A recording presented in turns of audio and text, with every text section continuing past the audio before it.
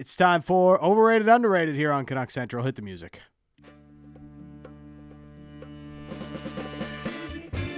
Overrated, underrated, perfectly rated.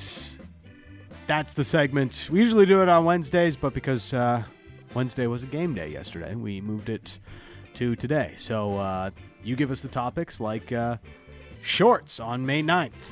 Wearing shorts on May 9th. Overrated, underrated, or perfectly rated? Hold on, though. But you got to, give out the temperature, too. What's the temperature right now? It's May 9th. There's still a chilly, cool breeze that's going on with the 22 degrees that it may show on the 22, 23, number one. And number two, I don't know where you're walking to be feeling the breeze, because it wasn't very breezy on my way to work You're here walking today. right beside fans all the way here? What's going on?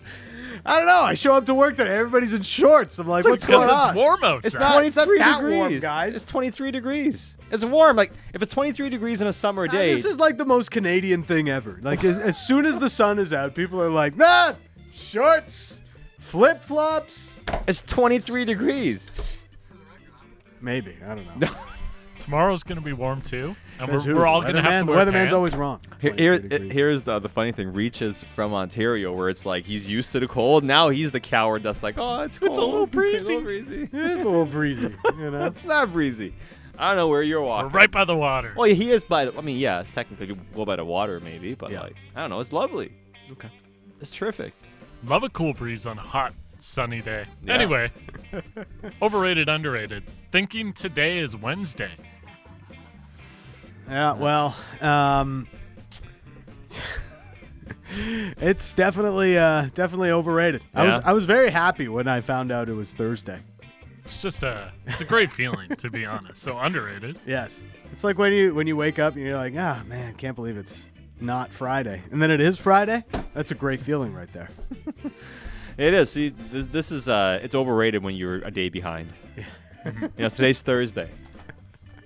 Can't believe I made that mistake. Anyways, Next one. I Joe. take accountability. I'm like Sheldon Keefe. I'll take all the accountability in the world. Gonna post a 4-minute video about it on your Twitter. Yes. That's on me. Just in a very picturesque spot. Yeah, he was probably cold. I'm right gonna by the go water. to the top Yeah. of Grouse Mountain. I wore a half-sleeve shirt to the rink. Reach, you coward, RJ and Killarney. Our boy RJ and Killarney. And RJ and Killarney is just he's next level with his fashion choices. That much I do know. Yeah. Next one from Joe. Did it happen to be a shirt with his favorite drink on it? I don't know. Something Something soda. RJ and Killarney would Yeah. do. Dud soda? Yeah, something like that. Joe, 3-goal leads. Overrated or underrated? For the Edmonton Oilers, definitely overrated. Definitely. Coming back from 3-goal deficits, though, underrated. Very underrated. Has Canucks are we did it once by 2 goals against Nashville. Let's do that again. Let's do 3 goals. Yeah, let's better ourselves. It was 4-1. Everyone says 3-goal lead. Worst lead in hockey. That's what it's becoming now. You're right. The 3-goal lead, the worst lead in hockey, yes. Canucks need to come back from a 4-goal deficit next. So, how much of it was score effects or just Edmonton getting a little bit too comfortable? Because, I do see that part of it. I don't expect Edmonton to have another 2-period stretch in this series where they only have 6 shots on goal. But to say, I think it's unfair to the Canucks to say that it was all score effects, because even before it went to 4-1, they were still coming. Yeah. They still had long stretches in the offensive zone. There was the Garland breakaway in the first. There was the Mikheyev post. They had a number of chances, just weren't converting earlier in that game. Yeah, as soon as they made it 4-1, I think I turned to you guys and you, Brett, and Vic. I'm like, man, there are 2 Ian Cole mistakes from this being a tie hockey game. This should not be a 4-1 hockey game right now, right? And that's not to say that Edmonton didn't necessarily deserve to have 2 goals. Canucks made they're going to score on the power play. That's what Edmonton does. And they made a couple of the Cole mistake was a pretty egregious one. Yeah, so pretty rough. And then on top of that, nobody there's 3 Canucks, none of them get in the shooting lane on the Ekholm goal. So, disappointing as well. But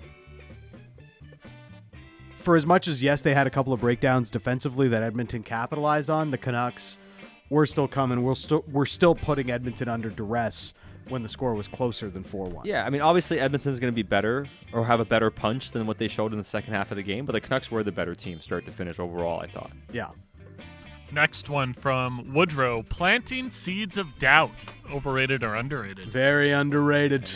Canucks have done it.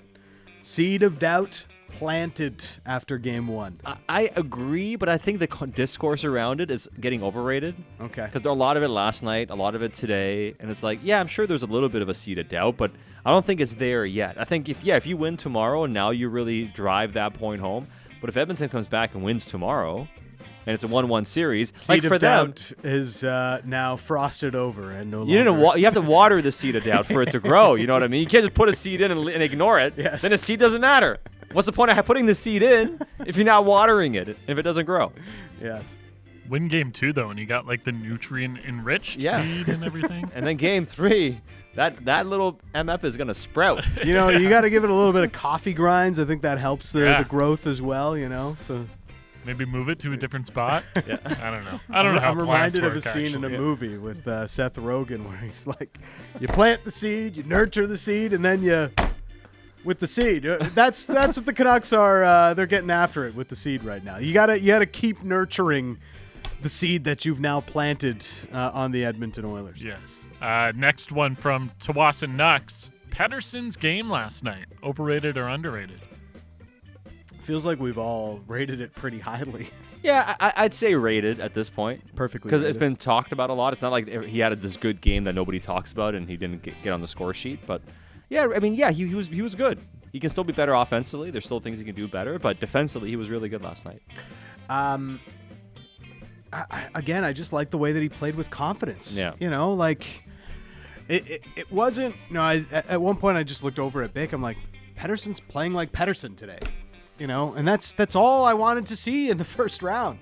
I just didn't want to see Pettersson passing up opportunities to shoot. I didn't want to see him throwing pucks aimlessly into the middle of the ice. I wanted to see the Pettersson that I'm very used to seeing. And last night was that. Even if it didn't show up on the stat sheet so much with goals and everything else, like there was a lot of good there that point to Pettersson being in a better spot than he was during the Nashville series.